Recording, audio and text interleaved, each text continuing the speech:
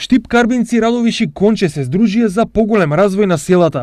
Овие 4 општини се основачи на така наречен лак Плачковица и ќе промовираат заедничка стратегија за рурален развој. Заедништвото на нив ќе им овозможи да аплицираат за средства кои ќе може да ги користат сите освен самиот град Штип, зашто истиот е со број на жители поголем од 30.000. Користењето на средства по оваа програма, односно алокација на средства, би се користили само, како што рековте, за развој на руралните подоци на општина Штип, заради тоа што самото населено место, општина Штип,